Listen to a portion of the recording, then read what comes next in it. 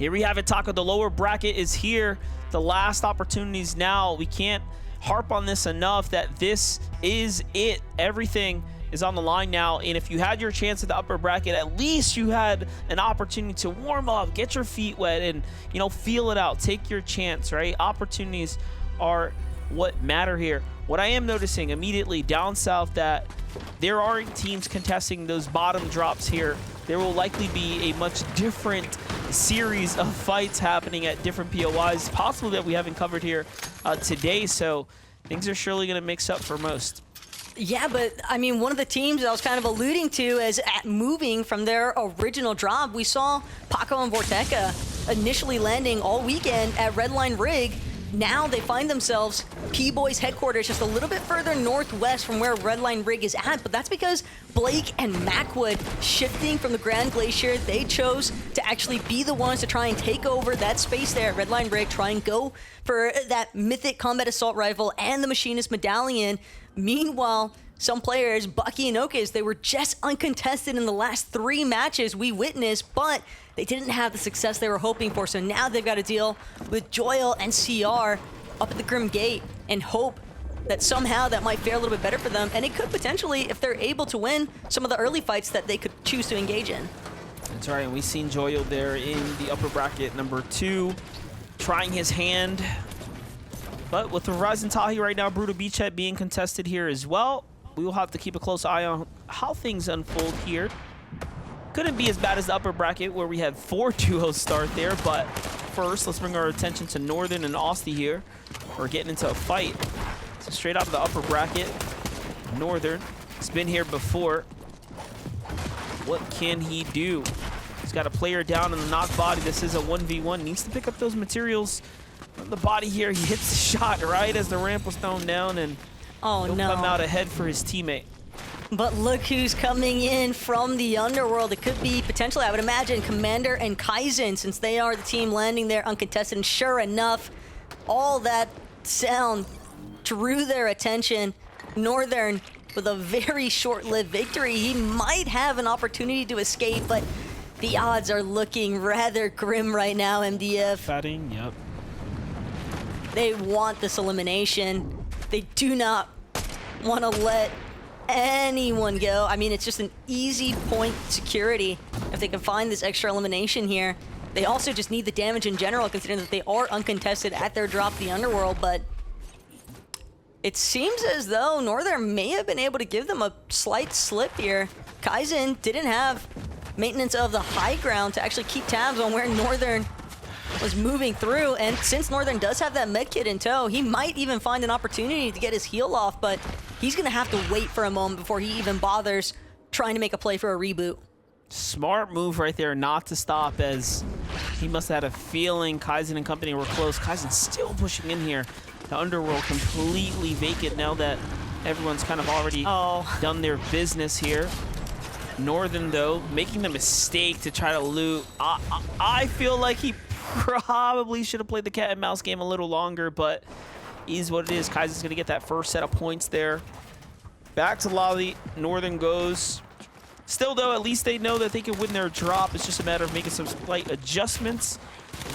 There's Roxanne and Dax right now in a little bit of a fight. Another team lurking closely, but Sandy steps. It's Owl and Haju sitting on top of Dax right now. Yeah, both of these teams already experienced their first 3 matches of the day in that upper bracket, but now both of these duos with their last chance essentially to try and make something big happen. Their shot at the grand finals, their chance to try and make it to that global championship. It all lies distinctly on these final 3 matches here in the lower bracket, and the worst part of it all, MDF, is that there's only 15 slots, a 10 count chop from what they were initially looking at in those upper bracket games. And if these 2 teams aren't careful here at the Snooty Station, again, we saw how quickly more players would be opting to try and look for those third-party opportunities if this engagement continues to draw out. We already saw Silic kind of poking his head up, seeing if there's anything that can come to fruition, but Owl taking matters into his own hands, bigger shot gonna be the response there. Onto Roxanne, and Daxton also quickly picked off, so for the time being, at least Haju and Al, they've got control of their spacing, and we'll finally have an opportunity to look for a little bit more loot. Jump back in with Zypha and Shore.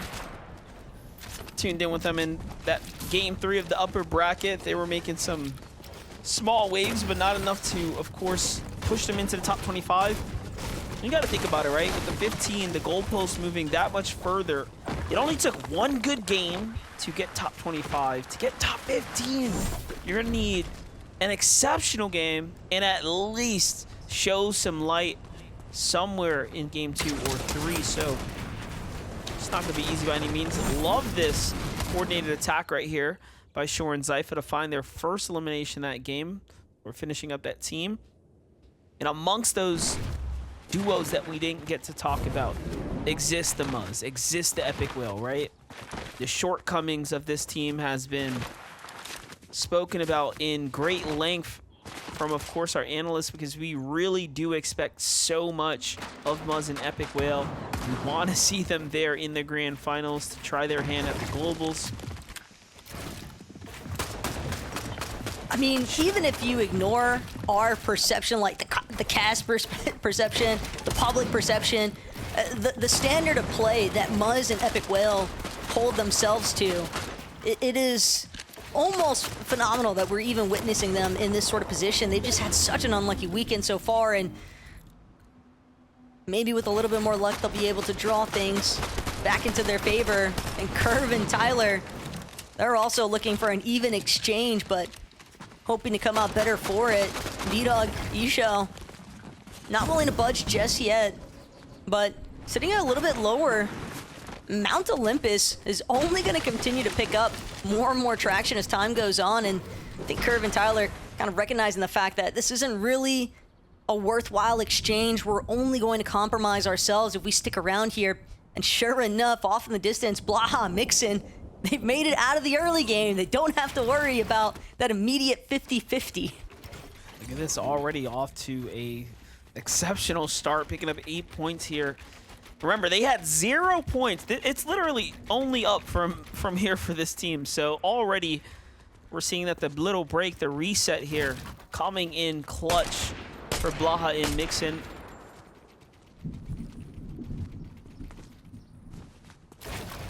I like this though. Blaha just kind of sitting on height.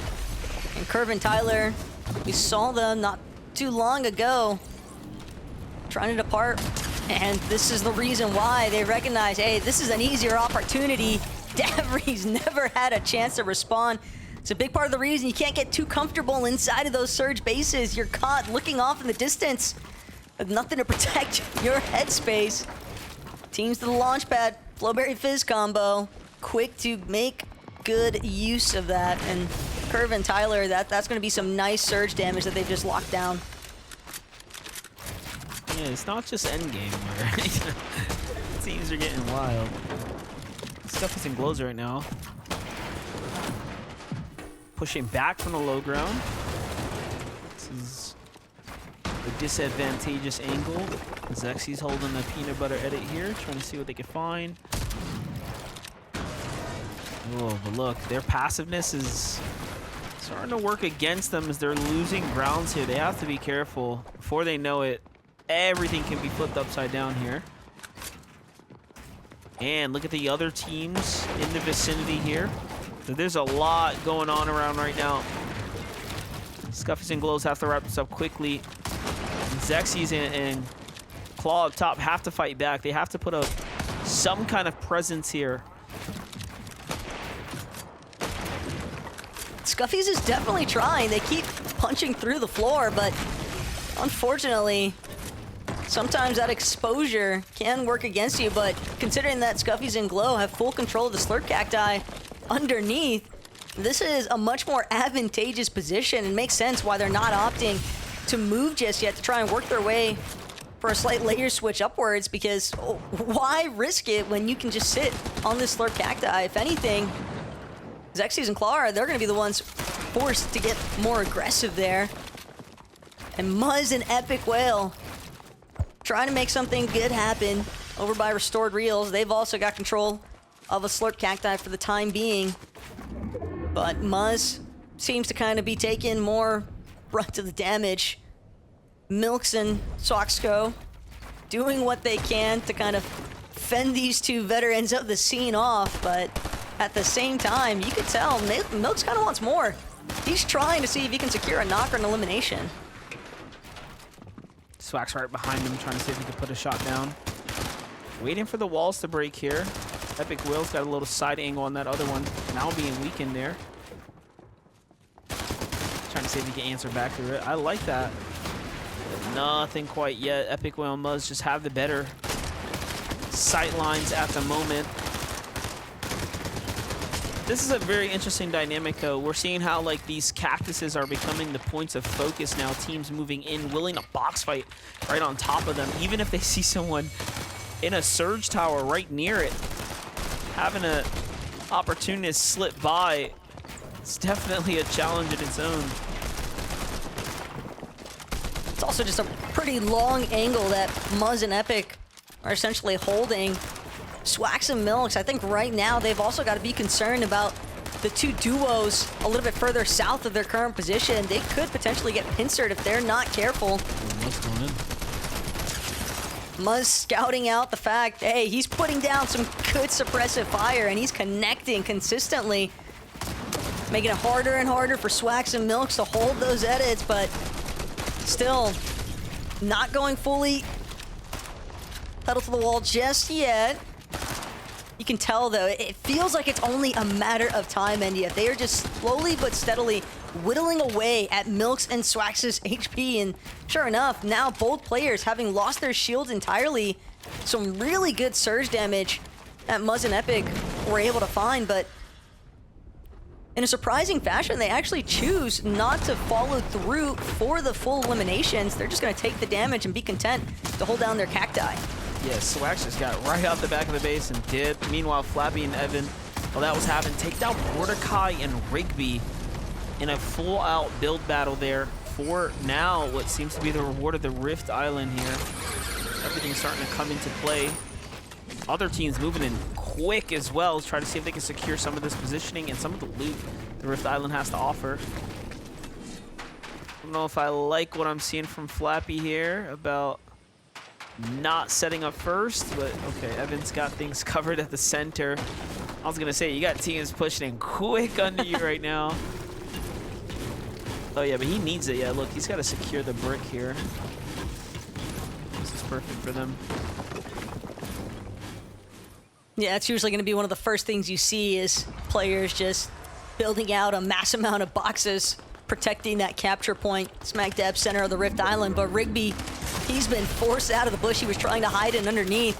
Carillion, Stiffa, Rooney, they're going to have to sit and wait for lobby number 2 to begin because Geek Stash holding strong, but without Velo, how much longer can he really wait this one out? Blaha, Mixon, they are just pouncing instantaneously. Geek Stash with just a sliver of HP trying to scurry away. I love this. Mixon and Blaha have everything to gain right now. After that dismal performance last game, this is insane. They're not trying to have nothing to do with this lower bracket. Pushing team after team, 943 above the surge right now. And as fearless as ever. This is impressive. We talk about a team that when it came to the open weeks of qualifiers, they were largely one of the more successful options.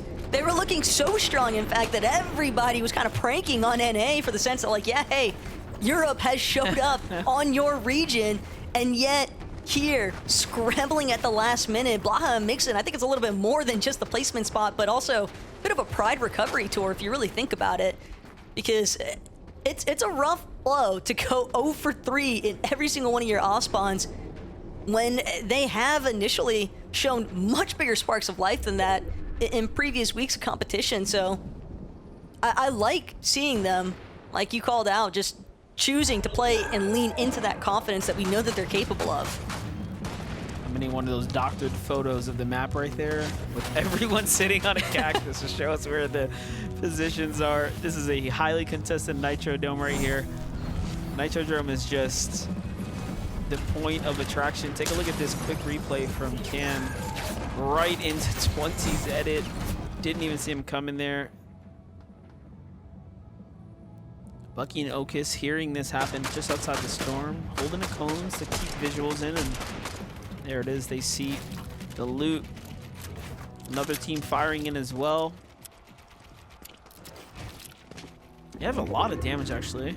No elims just yet, but situation-wise, very comfortable.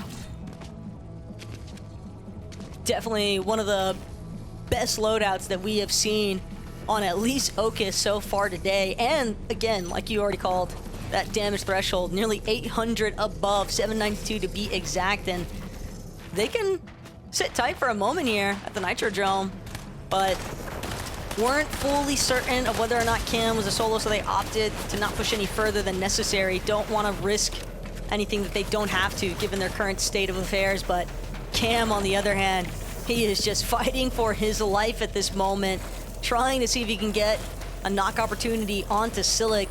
Either that or largely just trying to go undetected, playing from the backside of zone now. But it seems as though King wanted to pursue that exchange. Unfortunately, he's caught the attention of the rest of the lobby instead.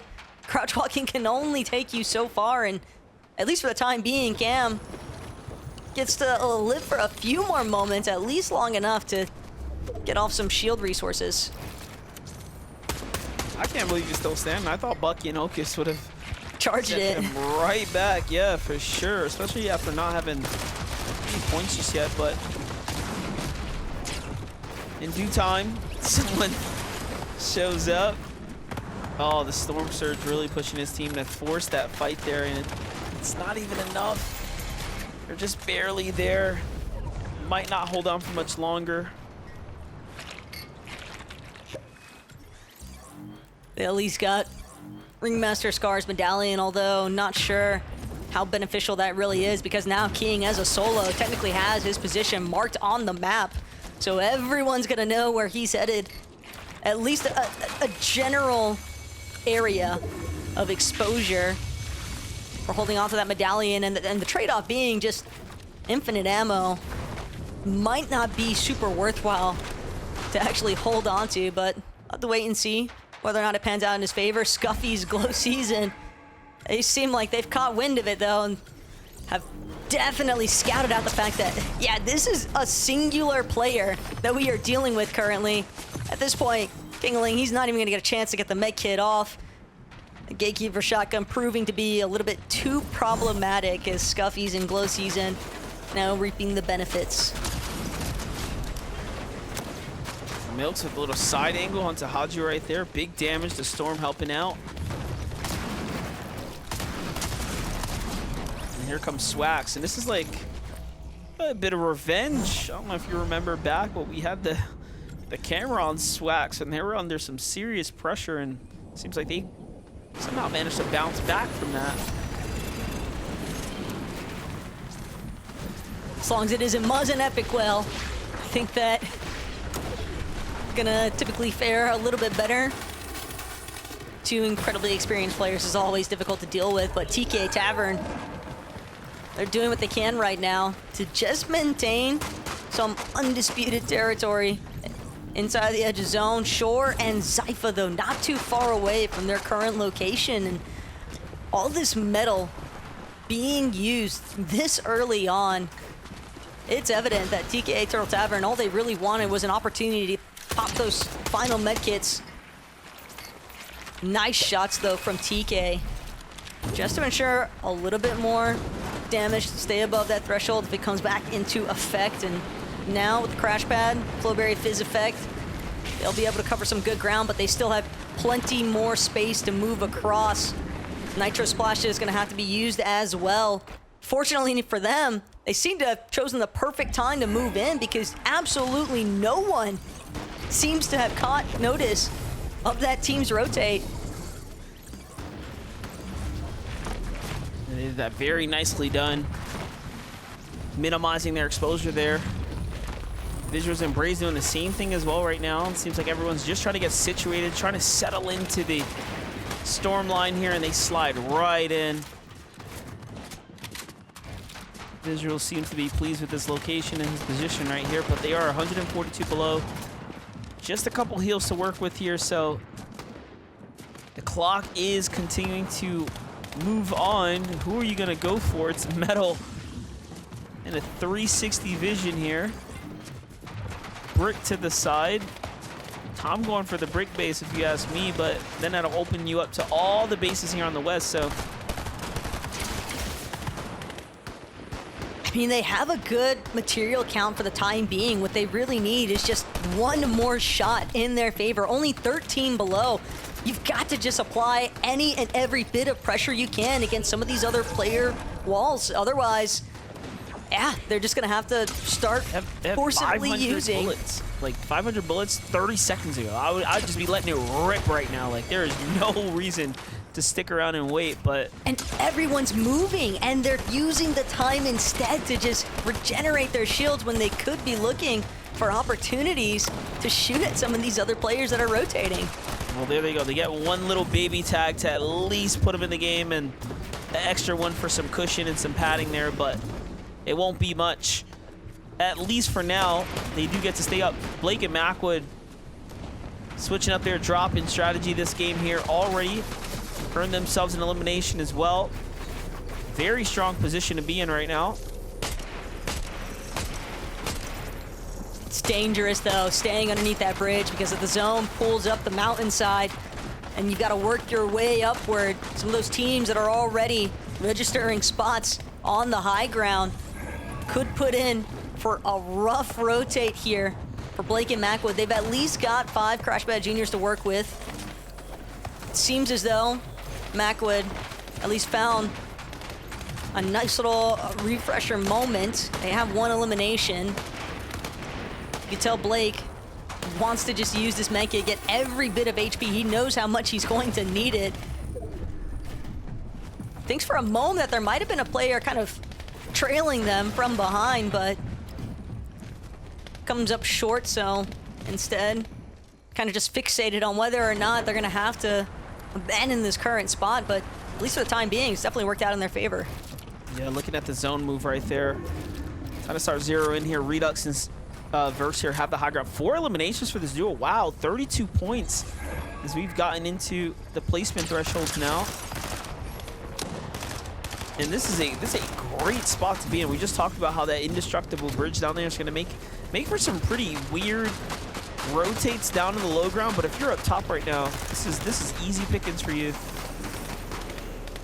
And here everyone goes. Couple taking flight to the sky there. And once again, we're finding ourselves with a lot of players in that mid to high ground area. I saw Epic Whale knock there too, so already trades happening, big names falling. That overhead view really delivering just how congested a lot of these layers are starting to become. But Paco, Vorteca, they're just pushing their way forward by eliminating whatever lies in front of them instead. Macwood and Blake, on the other hand, they've worked their way up. Cost Macwood and Blake a little bit of their HP as a trade-off, but at the same time, MDF, this is an excellent position if they can hold on to height. Just gotta hope that they can put down enough suppressive fire to prevent any of those teams on secondary height or even the mid-ground. Wow. Beautiful knock, just absolutely beam from above. Macwood takes down Antonio. It's reminiscent of the old days where Macwood on high ground right here. He is no stranger to holding these positions right here and doing well to put down the pressure. It's all textbook here and now. Turtle Tavern with the focus on the down body there is going to find himself caught out. Okus is going to get the finish. This is by far the best performance we've seen so far for Bucky and Okus now, putting themselves inside at least the top 15, fighting for a top 10 and a several bit of eliminations. This is the direction you want to be moving in if you want to see the grand finals here. Full duo up top though. Okus has to be careful. The zone's going to bounce back. Little bit of max to work with, but he will be able to utilize what he's already invested. He just reads it accordingly. That zone pullback might at least buy him another placement or two, though. That's the main thing that he's hoping for. He's gonna wait a moment longer, see if he can try and pick off an isolated solo. Edgy, just a little bit too healthy for that gray gatekeeper to get the job done, but still, excellent work from Okus to even get to that spot in the first place. As Macwood now next to Blake. They need a refresh. No mats remain. They expended a lot for that high ground, and now it might be all for Paco and Vorteca to take over as Edgy and Death. We haven't really seen too much of them this weekend because of the initial off spawn, but here today, they are showing up big in this first matchup of the lower bracket. That's right, they got locked out of that upper, and now they're right back in the mix of it here. Edgy and Def have a chance to do something big. They're at 60 points now. All those placement points are really starting to add up here. Chubs and Skqttles, though, seem to have won the war of attrition here as they hang out on the top, but it's all solos right now. Everyone looking so scrappy here. Z-Link has to get his footing. He has a real opportunity right now to win this game if he can just focus up now and realize he's one of the only ones in the game here. Trashy putting his focus to the high ground is perfect for Z-Link down low. Chubs putting up a great defense here, but it's going to cost him what's left of his mats here. Z-Link falls to Trashy, though. So Trashy just creating havoc, and in the end, Chubs will win because the Storm helps and supports, but Chubs and Skqttles with a monstrous win right there and a well-played mid-ground rotate. Yeah, you know that Chubs and Skqttles have just got to be absolutely beaming right now because finding the first victory royale here in the lower bracket, match number 1 MDF, that is an excellent way to set yourself up for success and practically guarantees the lock-in for the top 15 on the leaderboard. And here's how they got it done. It was really just about taking care of the high ground first. They knew they didn't have anybody else to threaten them from above because of that chop they initially did onto Edgy and Death. Yeah, and Edgy and Def had a chance there as well. Congratulations to them. Skqttles and Chubs take game number 1. That's going to jump them way up to the top. Talk about setting yourself with a proper footing so that you can remain inside the top 15. It just literally doesn't get any better than that. But this is the lower bracket. That's 1 game down out of 3. When we return, we'll have more Fortnite.